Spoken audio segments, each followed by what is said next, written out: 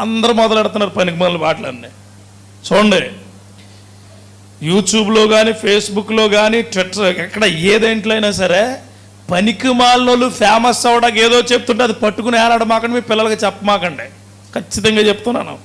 పనికిమాలినోళ్ళు అందరూ వచ్చి సేవను సువార్తను స్తుతియాగాన్ని నాశనం చేస్తూ ఉన్నారు. ఈ యొక్క వాక్యం చెప్పడానికి, ఈ వాక్యం స్తుతించడానికి, ఈ వాక్యం కోసం నిలబడడానికి కొన్ని వేల కోట్ల ప్రాణాలు బలియాగమైపోయాయి.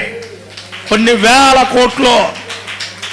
పనికిమాలినోడు వచ్చి ఏదో రంగేసుకుని కొయ్యి అని చెప్పి మళ్ళా థియేట్రికల్ డాన్స్కి వెళ్ళి డాన్స్ వేస్తే మనం కూడా కోళ్ళు కొయ్యి అంటావా? పేక్ కోసేయలేది అసలు. చూడమాక. ఈరోజు మీకు ఎందుకు చెప్తున్నాను తెలుసానండి, ఇది బాధ.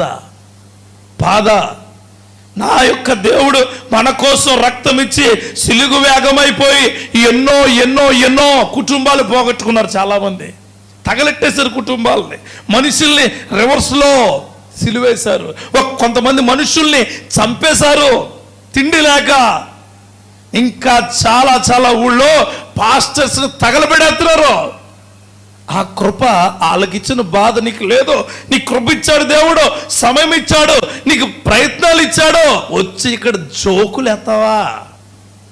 మళ్ళా ఫేమస్ అవుదామని పిలుస్తున్నారట. ఎవరికి ఫేమస్ అవ్వాలా? ఎందుకు ఫేమస్ అవ్వాలా? దేవుడి వాక్యం అంటే ఫేమస్ కాదు. దేవుడి వాక్యం అంటే దున్నబడాలా. దేవుడి వాక్యం అంటే విత్తనం వేయబడాలా. దేవుడి వాక్యం అంటే కుటుంబాలు కట్టబడే విధంగా చెప్పాలి. ఏం చెప్తున్నారు? పిలవమాకండి అట్లాంటి వాళ్ళకి, అట్లాంటి చోటకి వెళ్ళమాకండి.